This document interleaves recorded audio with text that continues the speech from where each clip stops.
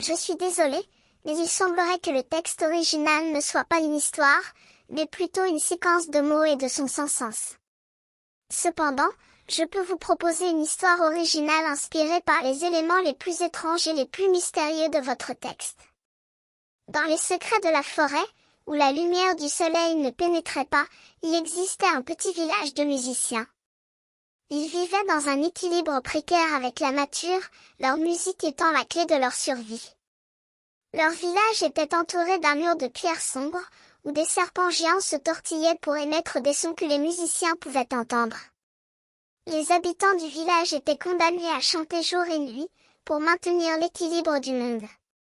Ils formaient un grand chœur, leur voix s'élevant vers le ciel comme un élan de liberté. Mais un jour, un musicien nommé Étienne se mit à chanter différemment. Il chanta avec une voix plus profonde, plus sombre, qui évoquait les profondeurs de la forêt. Les autres musiciens furent intrigués par le chant d'Étienne et se mirent à l'imiter. Bientôt, le village entier chanta avec une voix plus puissante, plus mystérieuse.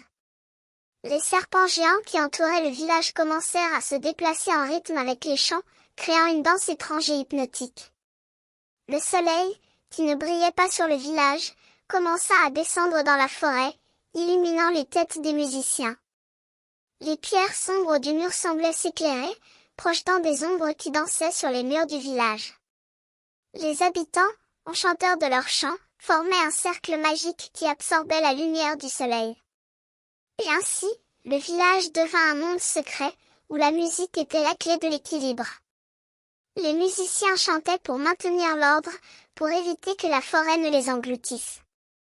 Mais Étienne, le musicien qui avait déclenché cette transformation, se sentait prisonnier de son rôle.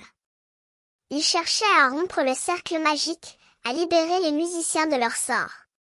Mais les serpents géants semblaient attendre que le village entier chante ensemble pour permettre à Étienne de s'échapper.